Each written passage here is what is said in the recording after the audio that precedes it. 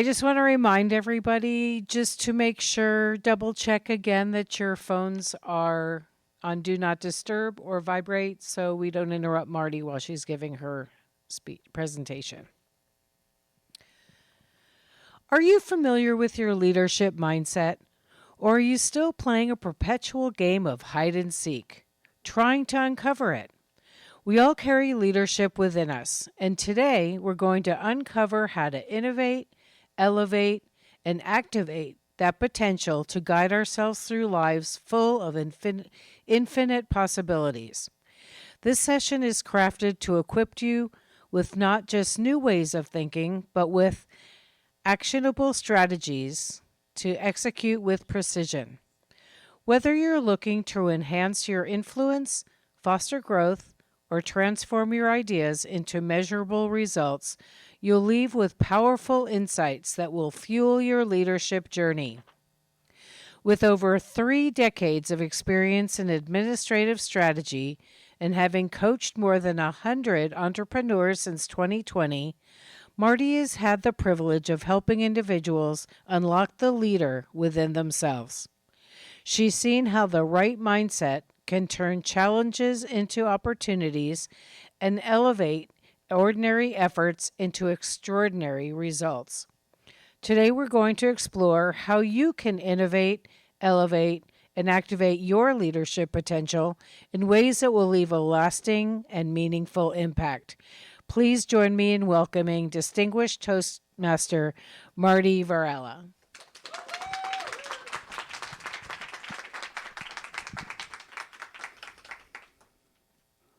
Hi. Today's Marty asked me to talk. I'm young Marty. And I want to share something with you.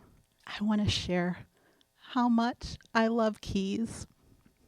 Keys, I know, to you they're simple, but for me they're so jangly and they open things. And I remember distinctly feeling when I saw the janitor at my high school thinking, I want those keys. He had a huge ring and I could hear him coming before he got there. And I always wondered for those rooms that I was not permitted or had a need to go into, what happened behind those doors? I realized then keys are important. Keys give us access, and sometimes that access leads to possibilities. So I want you all to be thinking about keys, not my keys. Some keys of your own, because I want to keep all of my keys. Toasties, I know that you're thinking, what is she doing and why? Well, I believe that everyone should be able to get something that they take away from this conference with them that they didn't know that they had. That they plumb the depths to find inside that gift, that present, that brilliance that is there waiting, just waiting to come out. And I have identified in a few years of coaching entrepreneurs specifically that there are keys to plumbing those depths.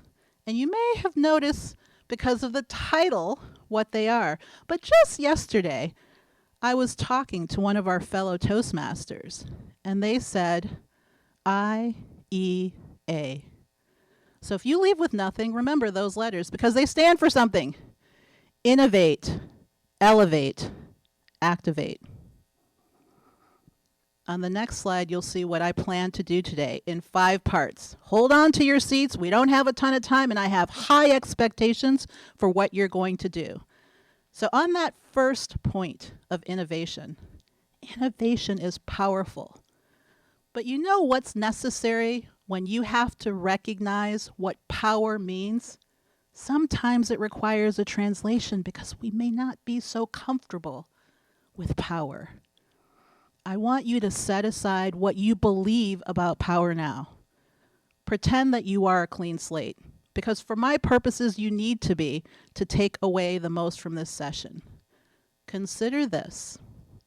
Innovation refers to your ability to approach a circumstance in your life in a way that's creative. You may not be able to think of one, but I'll tell you for myself. When I was thinking about young Marty, one of the challenges that I had, an ongoing challenge with mommy, the matriarch of my family, and still to this day, the power in my life, because I'm too afraid of her to stand up and have it be different. Mommy would always say, "You've got to be in bed by 8:30.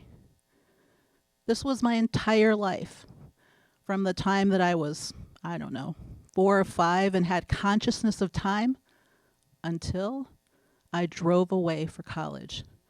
She wanted me to go to bed at 8:30. I found this so objectionable that I went to an out-of-state school instead of Northwestern in Evanston, right where I lived, because she insisted I'd have to live at home. And I gotta tell you, that wasn't so bad. I was thinking someone who'd cook meals for me, I'd have the same space, everything that I'm used to. I was academically successful before. Why not do it that way again? Because mommy would insist that I go to bed at 8:30. Now, just so you know, this had a happy ending, because I realized she didn't come in and check what I was doing. She just told me to go to bed. So I figured out if I put the covers over me and I used the light from the reader that she was happy to keep supplied with energy because she loved that I read, that is what I would do. I could go to so many places through books. But what I realize now, in retrospect, is that young Marty was taking the bull by the horns, commandeering her life, and using her creativity to figure out how to resolve that challenge. I didn't want to be a bad girl and not listen to mommy, because of course there were consequences immediately, and there may have been long-term consequences that I couldn't even imagine. But that's what I did. And I'm going to ask you all to think yourselves for a minute about what you may have done. It may not be childhood. It could be that you've used that skill recently. You've got time. All of you have been here for more than a minute. I can tell by looking at you that you're all 18 or older. Think about how in your life you've broached a challenge with creativity, whether you characterized it as that or not. Think about that opportunity that you had to be innovative. And there's a purpose for this, because I'm going to divide you into 4 groups, and you're going to need to talk amongst yourselves, share that, and or come up with a problem that you all collectively want to solve. So, Madam Timer, if we could have a minute for people to think, that's literally all you get. No pressure. Tick tock, tick tock, tick tock. I know, don't remember any of that when you're doing the evaluation. Say she was poised and professional and wonderful, even if you have to lie. Now, I'm going to divide you into groups. I'm going to ask that the row that has the lady in the blue jacket forward, come and congregate here in the front with Gina. You can use the chairs, but I want you to be able to talk to each other. And if you could do that, that would be great. Everyone from Dana back, congregate around Dana, because you will be group 2. Group 3 will be Katie forward, and group 4 will be the gentleman in the blue shirt back. Quick, you got a few seconds. You can stand, you can sit, you can do what you want. On the next, oh, she's got it there. This is your assignment. Look, there are reunions happening. It's awesome. And so organic. So you already have done the first part, which is to think about your own innovation and or success creatively addressing an opportunity that presented itself. I want you to talk to each other about what you've come up with. See if there's one that resonates for the group. If it is, capture it. If not, come up with one, because the next part of this workshop, you'll need to deal with that opportunity. And it is okay for you to unlock the chairs and move them if you feel the need. They will put it all back together when we're finished.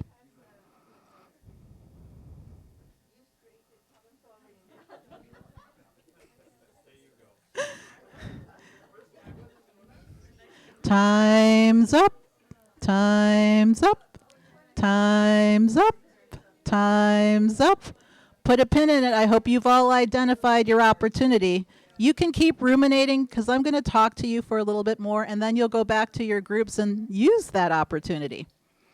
but I hope that you've identified one.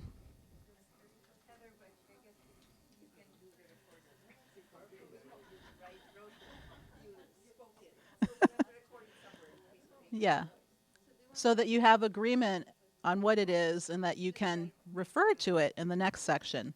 It's not too far from now, so you might be able to remember it. But I think that writing is my friend, so it should be yours too. So that opportunity that you just had there is an example of how sometimes you need to creatively solve a problem. I requested that the room be set up with tables, and I arrived, and the room is not set up with tables. So I didn't allow it to distress me. I just figured out what would be the next best thing.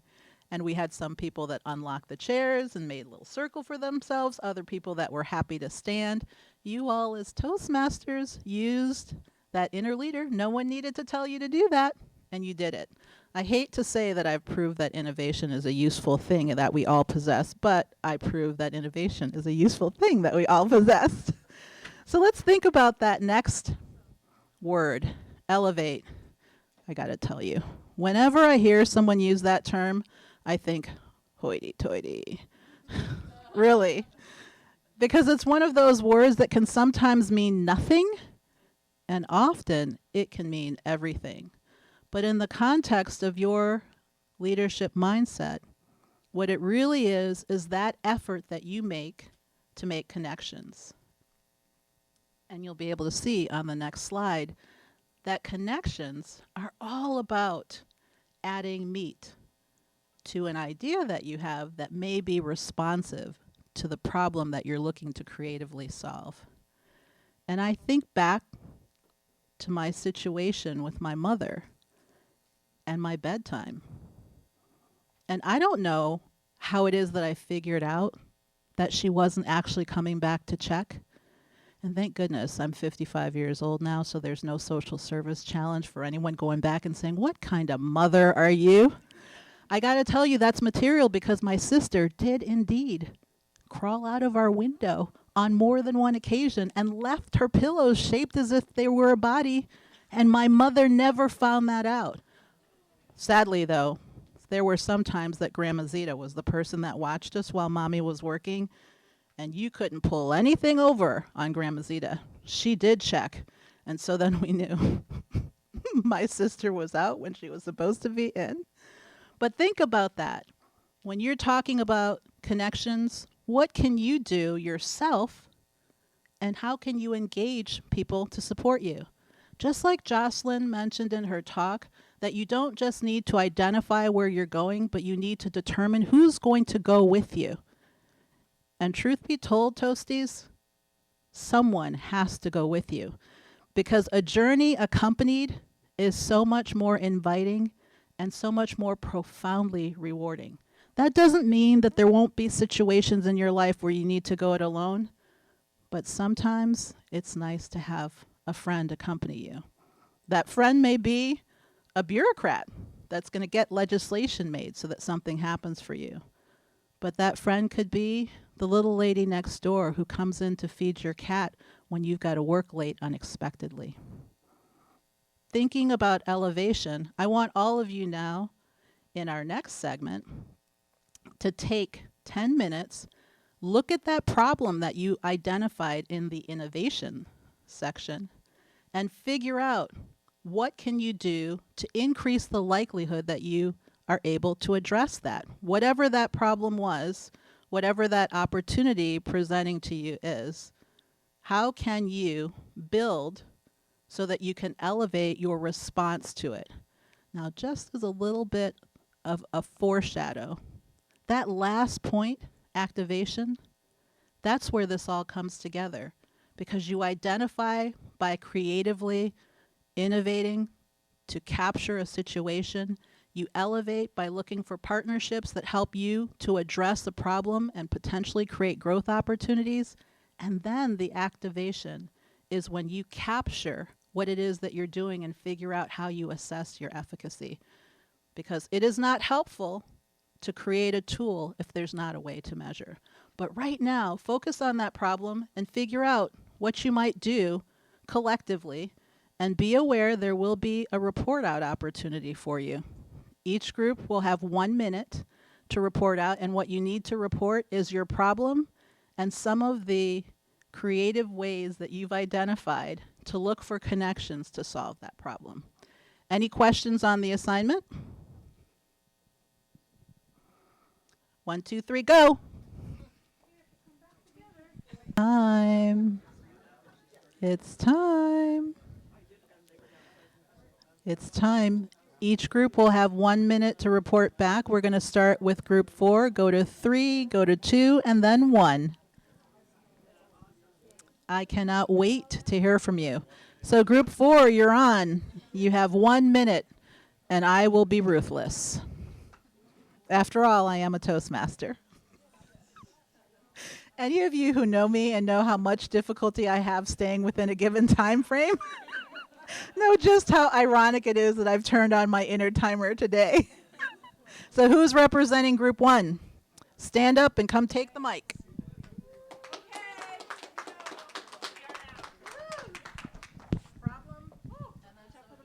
Problem. Okay. Yeah. Okay. Okay. Problem is clutter. Solution is decluttering. We want to get rid of stuff that we want our loved ones to live with after we are gone. So 3 options. Keep, save, throw away. Keep the ones your next generation should keep. Save the ones you want to sell or donate. And throw away, of course, the ones no one wants. How do you do that? Multiple solution options that you can do and others can do for you. Ask your kids what they want to keep from you. Save them. You can ask others, your friends, your families, what they want from you. You can save them. You can take pictures of them so that you don't have to have them physically.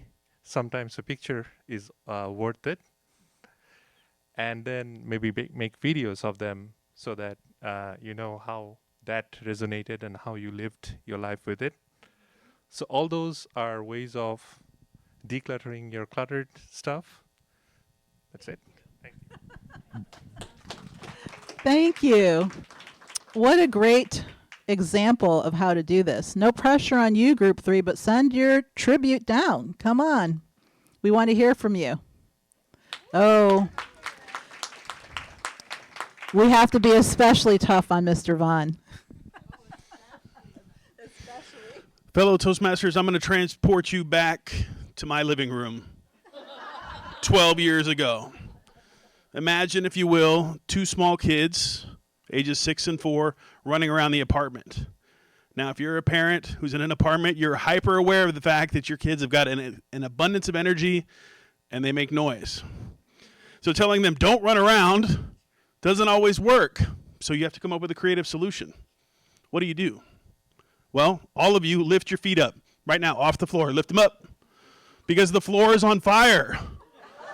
And that's the creative solution that we used. You had to stay on the couch because if you touch the carpet, your feet would burn because the floor is on fire. Now, how does this work against you? Kids are smart. Many of you have seen Jurassic Park. There's one of the scientists talking about the little velociraptors and how they're always testing the fences. My older daughter used the creative problem solving against me because I'm asking Claire, all right, let's pick up your room, let's clean up your toys, let's do all of this sort of stuff. And she said, well, I'm happy to talk to you about that. And we can definitely do that at the pool. She's already got her bathing suit out of the thing, her towel ready, and she's ready to talk about all of these things that we're going to do to clean up her room at the pool, right? So it's a creative win-win solution. I get to have the kids pick up all of this stuff. I don't have to stress about it. I don't have to argue. Don't have to get into a confrontation. And they get a trip to the pool. So it works. We need her. That's awesome. Makes me think of young Marty. Young Marty was not that bold, but I wish that I were. But today's Marty can be. Thanks for that, Mr. Vaughn. Who is coming forward from group number 2? Don't all move at once. Oh, Mr. Bridenstine, let's hear from you. Thank you, sir. You know I don't like to talk. Oh, no. Sorry. Not really. Yes. Being a Toastmaster, oftentimes when Marty doesn't like to do that role, I take it on, so it's fine. Our group has a common problem with many clubs, low numbers. And we were talking about what to do with it. And you have different dynamics, different groups of people. So, and one of the suggestions came up with when you advertise, don't have a picture of everybody lined up. Have a picture of the audience. I like that. I see that now. When you're standing up here, you get to see that. So we came up with that as changing our pictures that we have, showing people more active and being engaged. Another one was putting out, okay, these people are young, they're employed, they're on LinkedIn. Okay, maybe go there. Facebook, that's going to be an old people's game. And a time waster for some of us. I'm not going to go there. But we have various ways to get out there. And one simple solution. If you meet in person, put a reader board outside where people can see it on the street. Currently, our Sergeant at Arms puts it inside, and those people already have places to go. Put it on the street, and you'll get the walk-bys. They'll figure out where to go inside once you're in a big building. So. Thank you so much. Wow, this is an unintended takeaway for me. Like, I'm stealing that idea in in-person meetings outside of the building. Imagine that. I'm always looking for it when I get inside, but you know what? Usually there's like a reception person who'll say Toastmasters that way, but there's no one on the street corner doing that. That sign would be awesome. And you probably can spend some of your D2 on that. I'll check on that and get back to you. Have I filibustered enough for you, Group 1? It's time for somebody to talk to us from your group. Welcome, Gina. Thank you, Marty. Thank you, everyone. Our problem was how to find a new career after a 23-year hiatus. Or also, how can a high schooler find the right career or course for her in college? So what can we do? Creatively, our persona, Heather here, created a mind map. And it lists down all her interests that matches jobs, skill sets that would be from a self-reflection and from her friends, telling her what she's so good at that she should go forward with, putting down her criteria for her environment, her cash flow, and then looking and interviewing employers with the jobs that she has in her top 5 list of all these criteria. She had partners to research, identify her friends, and know that she has already been doing what she's doing now in that 23-year hiatus. Thank you. You know what's awesome about that? So maybe you're a career changer, but the fact that that can be applied to people who are getting out of school right now and looking for opportunities, that's a game changer. It says to me that you can be encouraged because a solution today could very well be a solution tomorrow too, and you're walking around with that capacity. It's pretty fantastic that we had a personal issue here with clutter. We had a personal issue in the back with really smart kids foiled against their parents who didn't stand a chance. In the back, we learned about building membership and tips that we could take away and apply to our clubs. And then up here, about those transitions in life that you make and need support recovering from sometimes or redirecting your life. I want to talk to you now in this second to last part of our session here about this idea of activation. Who recognizes the name Thomas Edison? That's right. I saw the light come on in your eyes, Roxanne. The minute that you're like, oh, I know who that is. Well, let me tell you something about Mr. Edison. He had a case of scarlet fever that impaired his hearing, and his family didn't know about it. You know how they figured it out? Because he got many, many contacts from his teachers to his parents saying, he's not paying attention. And in later life, he actually admitted he knew something was wrong, but that quiet time for him was so well received because he could create without limits. When other people were listening to what the teacher was saying, he was in his own world imagining possibilities. And we all benefit from those possibilities and that imagination. To me, that's an example of creative problem solving. Innovation at its best, the ability to elevate by looking at something not as the glass half empty, but the glass half full. And then the fact that there was some accountability for him. Because eventually he knew that he couldn't live in that world all the time. It was nice that he could go back to it when he needed the comfort and the safety of it. But he also knew that there was a time and a place for everything. And that's why I want to talk to you about this last point. When we're talking about activation, I'm not just talking about you doing something. I'm talking about you doing something that can then be assessed for efficacy after the fact. Because if you are not looking at how your solutions play out from a performance perspective, you're losing the gift of that situation. Who wants to be able to count the number of visitors that come to a club that hadn't come previously when you put the sign on the street? Who wants to be able to say to someone that they've helped to declutter their house so significantly that they can go from a 1,500 square foot space to a 500 square foot safe, saving themselves time, money, and the possibility of being injured in a multi-level place? Who wants to be able to say that? I know I do. I want to know that if I put brain power into it, if I have to force myself to be creative, and trust me, it is forcing myself because it doesn't come naturally. If I have to look at how it is that I encompass others in order to elevate that idea, I better make sure that when I'm putting it into action, I'm finding a way to count the results from it so that I can make tweaks and further refine. We know a little bit about that in Toastmasters, don't we? So y'all, this is sad for me, honestly, because I've been looking forward to this for such a long time, but we've arrived at the end. Now, who remembered at the beginning I said that there were 3 letters that one of our fellow Toasties pointed out to me? What were those letters? Exactly, IEA. Innovate, elevate, activate. Because if you do innovation properly, you will bring out that inner creativity, and that creativity is what leads for you to channels. Different options that you can take, ways that you can manage whatever it is that's going on.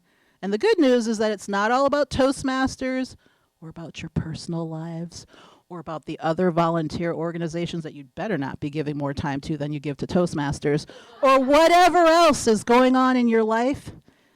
And if you take those first 2 steps seriously, when you are looking at that opportunity to elevate in the ways that you can increase connections, you arrive at activation, where you take those routes, you map them, you plan, you collect data, and you refine, so that it's an iterative process that you can be guilty of all the time. And you know what's really fantastic?